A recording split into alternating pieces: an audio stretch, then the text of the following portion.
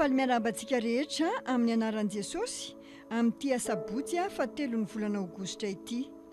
Ny rapsodian'ny famarinana an'io dia mitondra ny lohahevitra hoe miresaha amin'ny vatanao fa hainoanao izy. Ny tenin'Andriamanitra fanokafana dia ao amin'ny Matthieu 12:17 izay mivaky toy izao amin'ny anaran'i Jesosy. Fa ny teninao no hanamarinana anao ary ny teninao no hanamelohana anao. Ny teny ny zava-dehibe indrindra eto amin'izao tontolo izao. Izy ihany koa no mahery vaika indrindra eto tany. Andriamanitra dia nanao ny zavatra rehetra tamin'ny teny ary mihazona ny zavatra rehetra amin'ny teny, ny herin'ny teniny izany. Araka ny hitantsika ao amin'ny Hébreux 1:17 izany teny izany. Ary araka izay novakiantsika ao amin'ny andinin'ny fanokafana, ny teny no hamaritra ny mandrakizainao. Ny fahafatesana sy ny fiainana dia miankina amin'ny teny araka ny hita ao amin'ny ohabolana 9:20. Inona ary no nataonao tamin'ny teny? Ahoana no ampiasainao ny teny? Ny iray amin'ireo zavatra izay tsy maintsy ataonao dia ny miresaka amin'ny vatanao. Ampiasao ny teninao hiazonana ny vatanao ho salama sy tomady mandrakariva. Averiko ihany.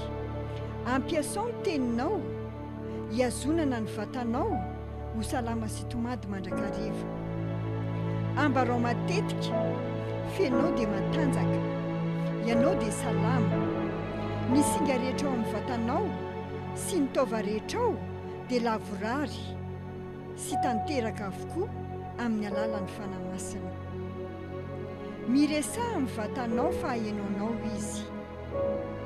Ny vatan'olombelona dia tahaka ny biby ka mila ampiofanina. Mila mikikitra ianao ny amin'izay tianao ataon'ny vatanao dia hanomboka hilefitra aminao izy. Mila mikikitra ianao ny amin'izay tianao ataon'ny vatanao dia hanomboka hilefitra aminao izy.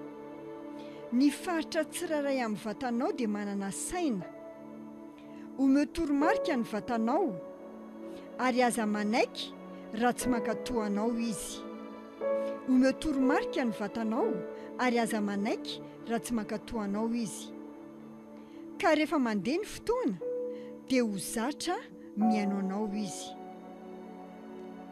Izany ny fampiarana tokony ataonao amin'ny fahatongavan-tsaina tanteraka raha tsy mbola nanao izany ianao. Resao ny atidohanao, ny lohanao, ny avokavokao, ny aty, ny vo, ny fo, ny ranao sy ny sisa.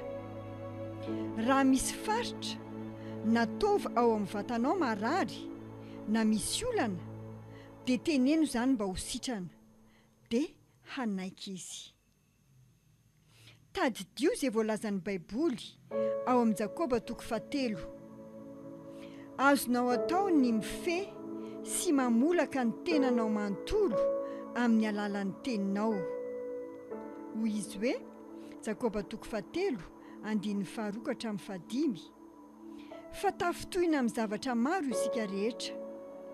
Raha misy olona tsy mba tafitohina amin'ny teny dia izy no lehilahy tanteraka ka mahafehy ny tenany rehetra koa.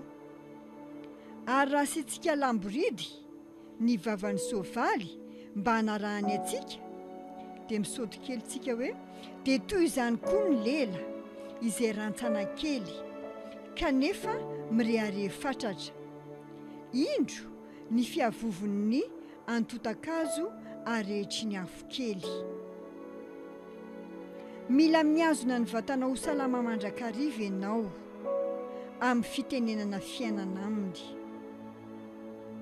Mila mihazona ny vatanao ho salama mandrakariva ianao amin'ny fitenenana fiainana aminy. Ny Baiboly dia milaza fa ny teny na koa hoe ny lela malemy dia hazonaina. Ilay fanahy izay nanangana an'i Jesosy tamin'ny maty ihany no mitoetra ao anatinao sy mamelona ny vatanao. Efa nitondra anao ho amin'ny fiainana sy ny tsy fahafatesana